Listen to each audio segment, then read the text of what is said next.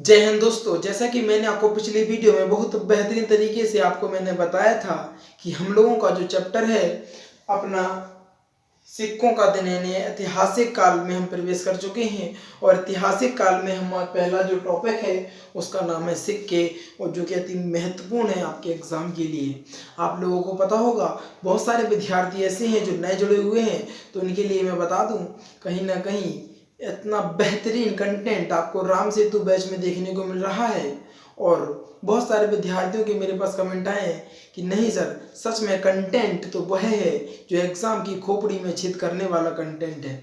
आप भैया टेंशन मत लीजिए, रेगुलर पढ़ते रहिएगा, वीकली रिवीजन करते रहिएगा। एग्ज़ाम में जैसे ही आप बैठेंगे ना तो भाई साहब पकड़ पकड़ के क्वेश्चनों को थर थर कांपेंगे क्वेश्चन आपसे, डरेंगे हिस्ट्री के क्वेश्चन। भैया ये राम सेतु बैच है।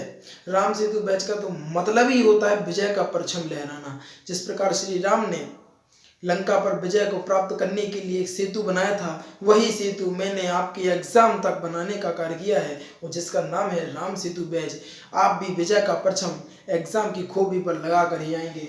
याद रखिएगा अपना जो आज का टॉपिक है जिसका नाम है सिक्के, और आज हम इसके बारे में महत्वपूर्ण जानकारियाँ आपको देने का कार्य करेंगे जो कि आपके जीवन के लिए तथा एग्जाम के लिए अति महत्वपूर्ण होने का कार्य करती हैं। सीधा चलते हैं टॉपिक पर। आखिर टॉपिक कहता क्या है, आखिर करना क्या चाहता है, सारी चीजें आपको हम बताएंगे। चिंता मत करिएगा, आराम से पढ़ते रहिएगा।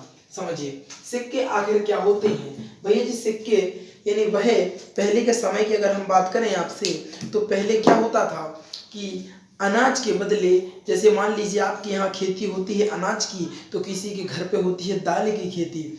अब जितना अनाज के बदले दाल की खेती, अनाज ज़्यादा होता है जबकि दाल कम उगती है, तो जितना अनाज लिया उतने हिसाब से उन्हें दाल दे दी। इस प्रकार का नियम हुआ करता था, आदान प्रदान। अभी भी बहुत सारे गांव में आपने देखा होगा कि बहुत सारे बच्चे ऐसे करते हैं कि गेहूं को ले जाते हैं और दुकानदार को दे दिया करते हैं, मुट्ठी भर 2 मुट्ठी 3 मुट्ठी गेहूं को देकर वह कुछ खाने पीने की छोटी मोटी चीज़ें ले लिया करते हैं। पहले के टाइम पर यही होता था विद्यार्थियों। आपको बता दें कि पहले के समय पर सिक्के, करेंसी, नोट कुछ भी नहीं थे। सिर्फ आदान प्रदान होता था, चीज़ों वस्तुओं का आदान प्रदान होने का कार्य करता था। आपको बता दें फिर आप एक एक सिक्कों की आवश्यकता पड़ी कि सर्वप्रथम क्या करेंसी चली, किससे हम लोगों का व्यापार चला, क्या हुआ, सारी डिटेल आज हम पढ़ेंगे। तो भैया जी सिक्के, महत्वपूर्ण क्वेश्चन यहाँ से बन रहा है कि देखो सिक्कों का अध्ययन न्यूमिस्मेटिक कहते हैं। ये जो पोर्शन है ना, ये वाला क्वेश्चन, ये तो साइंस का भी हो जाता है, हिस्ट्री का भी हो जाता है, ज्योग्राफी का भी हो जाता है। तीनों का महान निचोड़ इस क्वेश्चन को कह सकते हैं। जब जब सिक्के की बात आएगी, चाहे आप साइंस में हो जाए, चाहे आपकी हिस्ट्री में हो जाए, चाहे ज्योग्राफी में हो जाए, कभी भी किसी भी चीज में अगर सिक्के की बात आती है तो वहां पर यह क्वेश्चन महत्वपूर्ण तरीके से पूछा जाता है कि बताइए सिक्कों के अध्ययन को हम क्या कहते हैं। कि ना सर, सिक्कों के अध्ययन को हम न्यूमिस्मेटिक कहने का कार्य करते हैं। इसके बाद बात करेंगे टेराकोटा। सबसे पहले आपको बता दें, सिंधु सभ्यता की को बात करें तो सबसे पहले तो सिंधु सभ्यता ही थी, और उसी के बारे में अगर हम बात करें तो टेराकोटा का जो सिक्का बना था, अगर हम उसी के समय की बात करें तो टेराकोटा का जो सिक्का था वह मिट्टी का बना हुआ था, और यह सिंधु सभ्यता में था। कौन सी सभ्यता में था भैया जी? यह सिंधु सभ्यता में था। कौन सी सभ्यता में था? सिंधु सभ्यता में था। टेराकोटा का सिक्का बोलते हैं। इस प्रकार क्वेश्चन एग्जामिनर आपसे पूछता है कि बताइए टेराकोटा का सिक्का किसका बना होता था। कहना सर जी टेराकोटा का जो सिक्का था वह मिट्टी का बना होता था। कैसा? कहना सर जी मिट्टी का बना हुआ करता था। पहले के लोग पता बहुत शरीफ होते थे, बहुत ईमानदार होते थे। आज तो आरबीआई के नोटों की डुप्लीकेट निकल आता है, अब तो ये मिट्टी का है। यहाँ पर भी बहुत सारे लोग मिट्टी के बना सकते थे, लेकिन इतने ईमानदार लोग हुआ करते थे, बहुत ईमानदार। इसके बाद बात करें मौर्य काल। मौर्य काल की बात करें तो मौर्य काल के समय में आहत या पंचमार्ग के सिक्कों का प्रयोग किया जाता था। आहत या पंचमार के सिक्कों का प्रयोग किया जाता था। आहत के जो सिक्के थे वो लिखावट इस पर कुछ भी नहीं थी, इस पर लिखा विखा कुछ नहीं था, केवल इस पर क्या था कि ना सर जी, केवल इस पर चित्र बना हुआ था। और पहला जो धातु का सिक्का था, पहला क्या था, पहला धातु का सिक्का कब चला था कि ना सर जी, पहला धातु का जो सिक्का है वह मौर्य काल में चला था। और वह कौन सा सिक्का था कि ना सर जी, आहत का है सिक्का। आहत को ही हम पंचमार्ग कहते हैं, पंचमार्ग की धातु होती है, पंचमार्ग की धातु का बना था। और यह सिक्का किसके शासन काल में चला था कि ना सर जी, मौर्य काल के समय में चला था। और इसको ही पहला हम धातु का सिक्का कहते हैं। इसका पॉइंट नंबर 3 की बात करें तो पर्ण चांदी के सिक्के जो कि मौर्य काल में प्रचलित थे। पर्ण चांदी के सिक्के कब काल में थे कि ना सर जी, मौर्य काल में प्रचलित हुआ करते थे। पॉइंट नंबर अगर हम 4 की बात करें, 4 की अगर हम बात करते हैं तो सीसा का जो सिक्का हुआ करता था वह सातवाहन काल में प्रचलित था।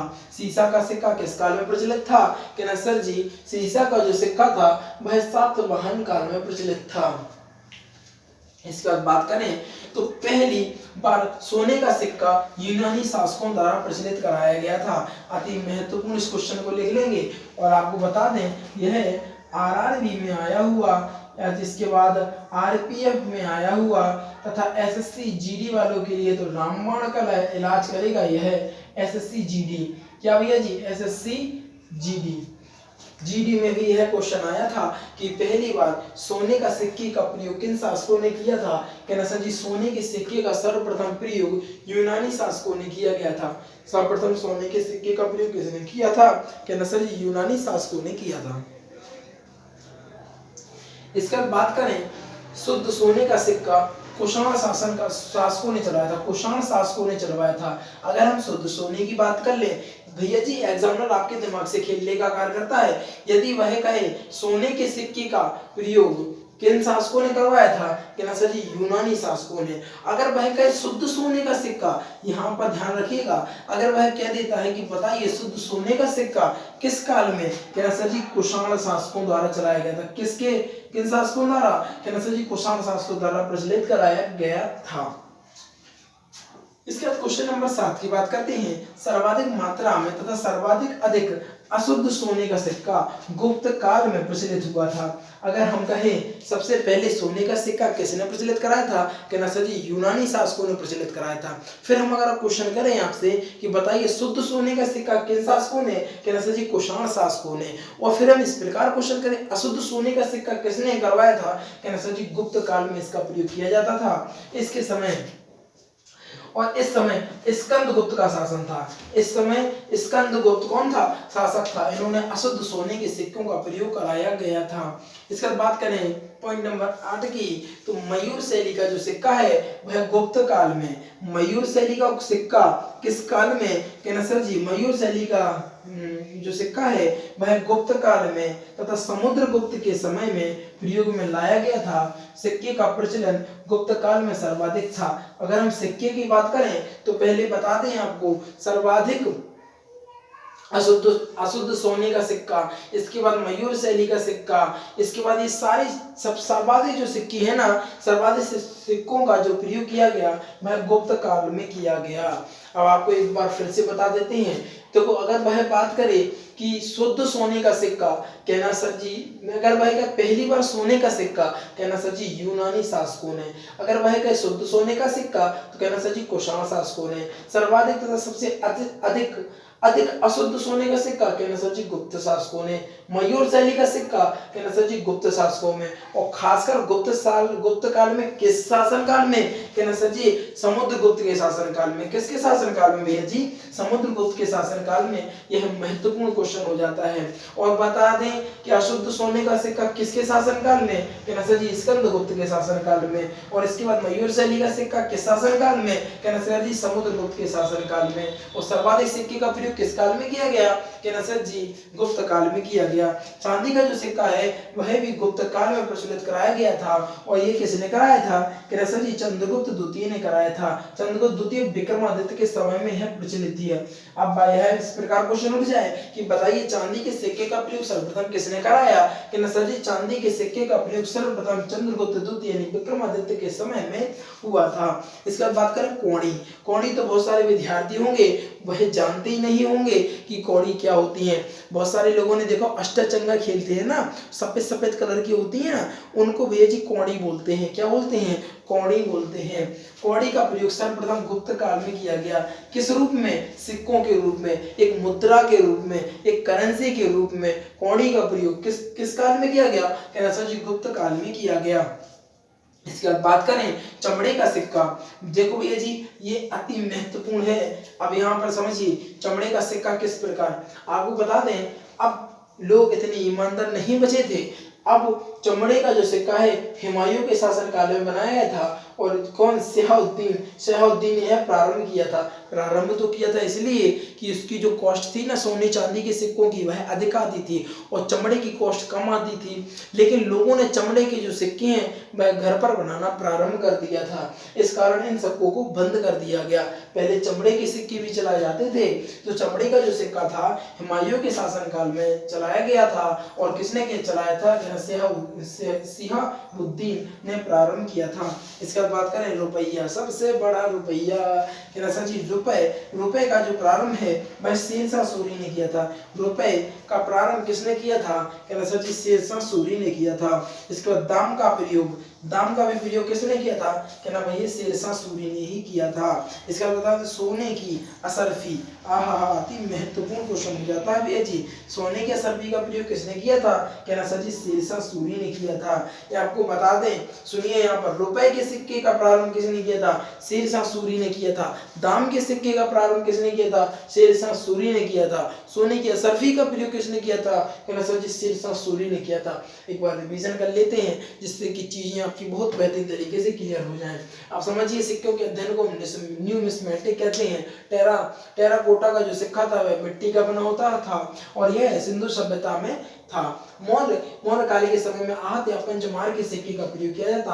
आहत के सिक्कों पर कोई लिखावट नहीं थी, इस पर केवल चित्र बना हुआ था। पर्ण चांदी के जो सिक्के मौर्य काल में प्रचलित थे। सीसा का जो सिक्का था वह सातवाहन काल में था।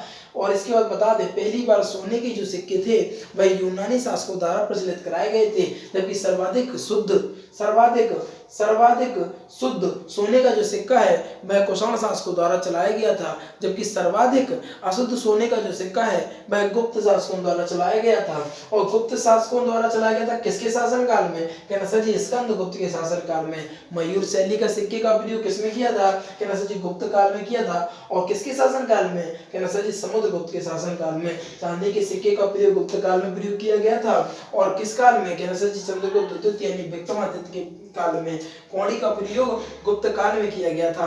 चमड़े के सिक्के का प्रयोग हुमायूं के शासन काल में शहाबुद्दीन ने प्रारंभ किया था। इसके बाद बात करें रुपए का जो प्रारंभ है शेरशाह सूरी ने किया था। दाम का प्रारंभ शेरशाह सूरी ने किया था। सोने के असरफी का प्रयोग शेरशाह सूरी ने किया था। आपको चीजें बहुत बेहतरीन तरीके से समझ में आ गई होंगी। मैं आशा करता हूँ आपको सारी चीजें क्लियर हो गई होंगी। महत्वपूर्ण तो यह है, पढ़ना महत्वपूर्ण नहीं है, रिवीजन करना महत्वपूर्ण है। अक्सर चीजें वह आ जाती हैं जो आपने पढ़ी होती हैं, बशर्ते जब ऑप्शन 4 दिखते हैं तो कन्फ्यूजन ही कन्फ्यूजन है और सॉल्यूशन का पता नहीं। ऐसी कंडीशन आपके साथ नहीं हो तो इसलिए आप वीकली रिवीजन पर विशेष फोकस करिएगा। डेली वीडियो को देखते रहिए, क्योंकि आपको बता दें एक टाइम पर अगर आप वीडियो देखते हैं तो आपका माइंड उस टाइम पर सेट हो जाता है। लगभग आप 1.5 हफ्ता देखेंगे ना तो आपको फील होगा कि यार जीवन में कुछ मिस हो रहा। अगर एक दिन भी ना देखेंगे ना तो क्या लगेगा यार कुछ मिस हो रहा जीवन में। इस प्रकार की भावनाएं आपके जीवन में उत्पन्न होना प्रारंभ कर देंगी। और इसके अलावा आप बताइए अपने यार दोस्तों के साथ ही बताइए कि नहीं सर यहाँ पर बहुत बढ़िया कंटेंट दे रहे हैं, एनसीईआरटी पैटर्न रिलेटेड है, सब बेहतरीन कंटेंट है। जिससे क्या होगा वो दोस्त भी वही पढ़ेंगे। अगर वही पढ़ेंगे जहाँ से हम पढ़ा रहे हैं और आप भी वही पढ़ रहे हैं तो जब रिवीजन करेंगे तो रिवीजन में आपको कहीं ना कहीं आसानी होगी। आप एक दूसरे से क्वेश्चन कर सकते हैं, ग्रुप स्टडी कर सकते हैं, ग्रुप में क्वेश्चनों को भेज सकते हैं। बहुत सारे फायदे आपको वहां पर देखने को मिलेंगे। आपकी तैयारी में एक बेहतरीन जोड़ आपको देखने को मिलेगा। तो आपको तो पता है कि यह राम सेतु बैच है, विजय का परचम तो यहीं से लहराया जाएगा। याद रखिएगा, नए विद्यार्थी जो हैं उनके लिए विशेष सूचना यह है कि जो राम सेतु बैच है उसकी जो वीडियो है वह 4 बजे होती है। इसके अलावा बाहुबली जो बैच है वो भी बहुत बेहतरीन सा बैच है, उसमें भी 50+ वीडियो हो चुकी है। प्ले लिस्ट में जाकर आप देख सकते हैं, बहुत बेहतरीन सी वहाँ पर भी बैच चल रहा है। तो वो बैच में भी आप ज्वाइन हो सकते हैं और वो 2 बजे आपके यूट्यूब पर आपको देखने को मिलता है। और नए विद्यार्थियों के लिए एक बात और, जितने भी नए विद्यार्थी हैं वीडियो को लाइक कर दीजिए, चैनल को सब्सक्राइब कर दीजिए और शेयर करके आइए अपने यार दोस्तों चाहने वालों के साथ, क्योंकि आज की जो वीडियो कहीं ना कहीं बेहतरीन गजब और लाजवाब होने का कार्य कर रही थी। और इसी के साथ मैं विदा लेना चाहूँगा। आपका जीवन आनंदित रहे, आप आनंदित रहें। Thanks for watching. स्क्रीनशॉट आप ले लीजिएगा।